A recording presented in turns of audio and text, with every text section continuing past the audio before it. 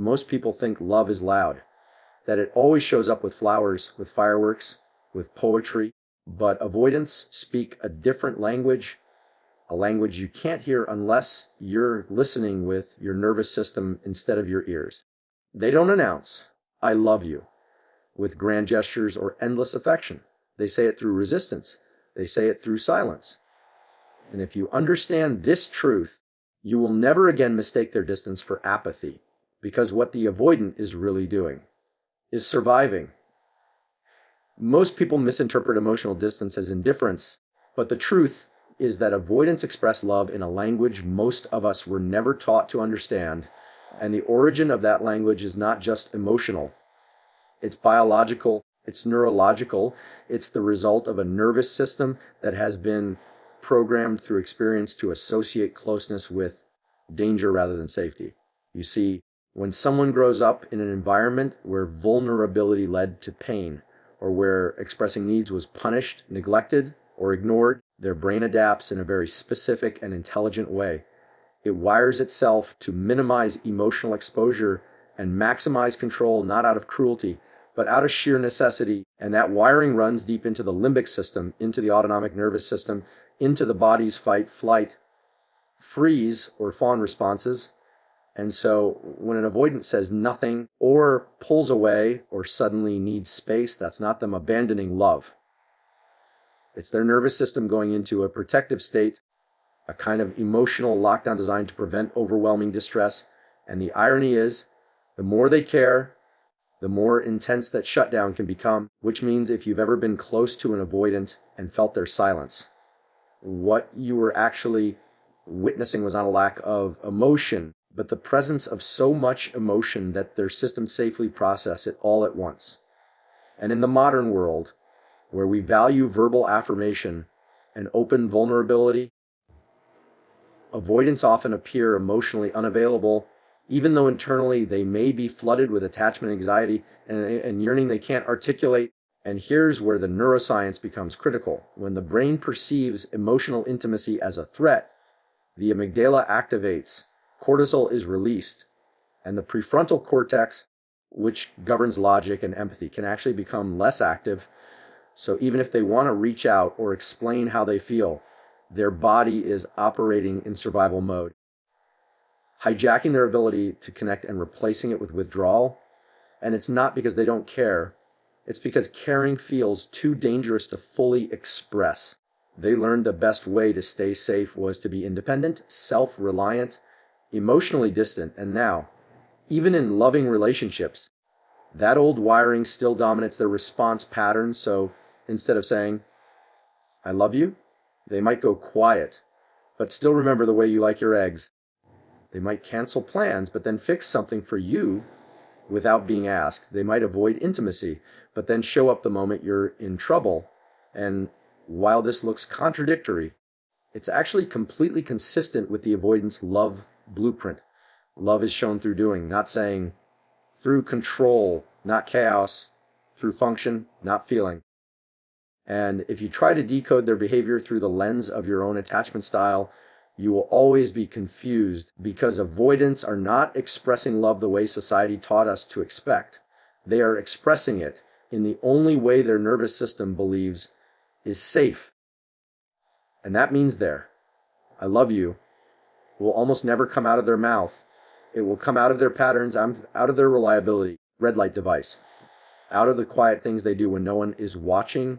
And the only way to recognize it is to stop looking for loud signals and start feeling for subtle truths. An avoidant doesn't love with fireworks. They love with whispers.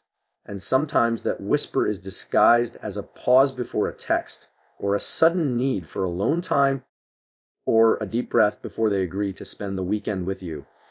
And if you understand trauma-informed attachment, you'll realize that every one of those hesitations is actually effort, that every pause is them recalibrating their system so they can stay in connection without dissolving into fear. Their nervous system is scanning constantly for threat, and if they perceive emotional dependency or heightened expectations, their biology sounds an alarm. And that alarm tells them to pull away before they get engulfed. And that's the key. Avoidants don't fear love. They fear losing themselves I'd love. They fear that intimacy will demand the kind of surrender that once led to pain. And so every act of affection is filtered through a question their nervous system keeps asking: will I survive this closeness? When you realize this, you stop taking their withdrawal personally, and you begin to see the deeper reality. The avoidant is not rejecting you. They are rejecting the possibility of being overwhelmed, of losing control, of reliving the chaos they once escaped from. And so even while they are physically near, emotionally they are monitoring every interaction, calibrating their safety levels, and trying to offer connection in small, controlled doses that feel manageable to their system. And so the love you think is missing is actually present, just disguised. What's best red light device? Just filter a protective mechanism that was never about you, but always about the wiring laid down long before you entered the picture. And that's why being loved by an avoidant often feels confusing, because their heart says yes, but their nervous system says wait. Their soul wants to move closer, but their biology wants to hold the line, and they live in that constant conflict day after day, often without even understanding it themselves. So when they make the coffee just right, the best red light device, or send a meme instead of a love note, or spend the day with you in silence instead of talking things through, what's the best red light device? They are not being cold. They are loving you in the most regulated way their system allows, and that love may not look what you're used to, but it's real and it's powerful, because every time they fight the urge to run, every time they choose to stay in the room, every time they override their internal alarm and allow you just a little closer, they are reprogramming their nervous system.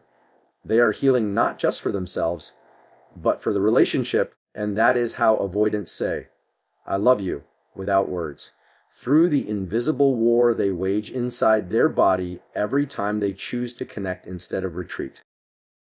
The deeper an avoidant loves you, the more intense their internal resistance becomes the best red light device. And this is not because they don't care. It is precisely because they care so much that their nervous system begins to rebel against the closeness.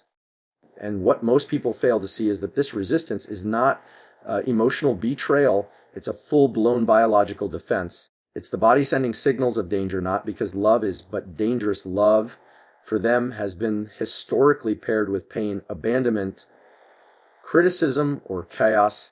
And when that pairing is deeply encoded into their memory networks and neurochemical responses, their entire system reacts to intimacy the way someone else might react to a fire alarm. And so the moment they begin to fall for you, the same moment that brings to others brings them into conflict with their own physiology, and suddenly what felt warm now feels suffocating. The best red light device. What felt safe now feels like a trap. And the tragedy is that they often don't understand this happening inside them. They just feel the wave of discomfort and follow the only route they've ever known: distance. This distance is not a reflection of you. It's not an indication of disinterest.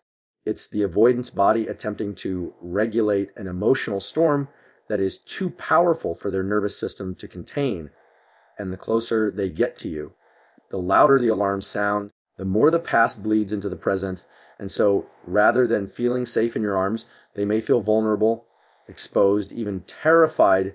Red light device. Not because of who you are, but because of what closeness triggers inside of them. And this is where so many relationships break down, because the person on the receiving end assumes the pullback means rejection, when in reality it means the avoidant has reached the threshold what their nervous system believes is safe. And to move any closer would mean abandoning the protective strategies that have kept them emotionally alive for years.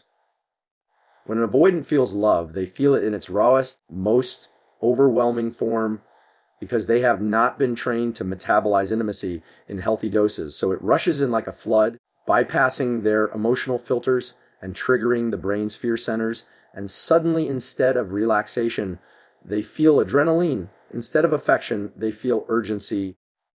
Instead of wanting more, they want out, because they've stopped loving you, but because their system is confused and overloaded, trying to process a vulnerability with the same circuits that were once used to process trauma. And the body doesn't know the difference between love that heals and love that hurts when the blueprint for love has always been fused with anxiety. And so while you're dreaming about building a future, they're calculating escape routes in their mind, not of selfishness, but out of panic. And this panic is invisible to everyone but them. The deeper they fall, the more unpredictable their behavior may seem, the best red light device, because they are now in a territory that feels emotionally unsafe and unfamiliar, and they don't have a roadmap for what to do with the intensity they're experiencing. So they default to avoidance, not because they don't want you, but because they don't want to fall apart in front of you. They don't want to risk being fully seen and fully judged. And so they push away the very thing they crave, not because they're cold, but because they're terrified that receiving your love means losing their sense of control, their emotional independence, or their identity. And this inner war is exhausting. It pulls them in two directions. One part of them is dying to trust, to lean in, to let their guard down, while the other part is screaming to retreat, to shut off, to run as far and as fast as possible. And they live in that tug of war, trapped between desire and fear, closeness and caution, love and self-preservation. This is why the avoidant will often ghost you after a moment of closeness, why they may sabotage the relationship just when things are going well, why they might get irritated or cold the day after an emotionally vulnerable moment, because the intensity of emotional exposure triggers post-intimacy withdrawal, a neurochemical crash, where the high of connection is followed by the low of fear-based recalibration, and they often feel ashamed for this cycle, but don't know how to stop it.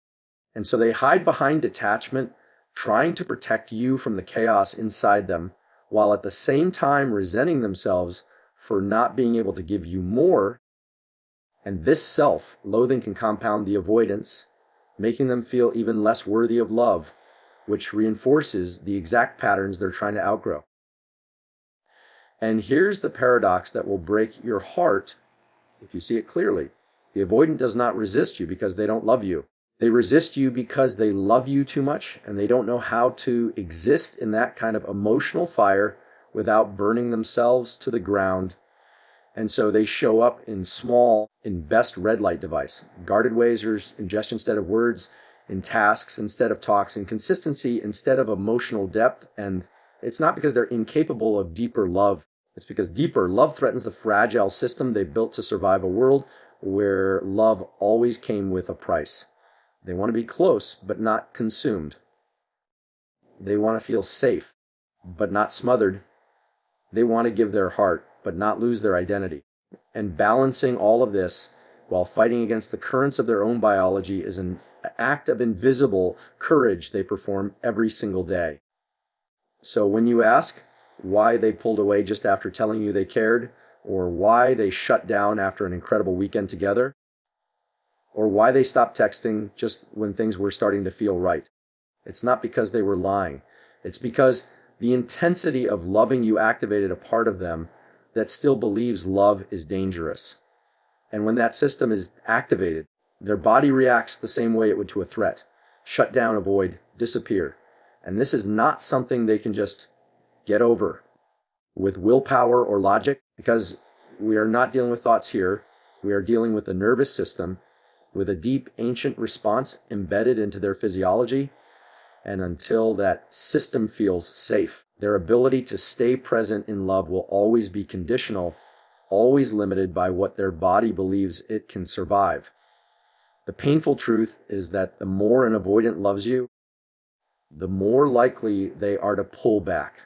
Not because they're manipulating you, but because their biology is doing everything it can to protect them from the vulnerability that love requires.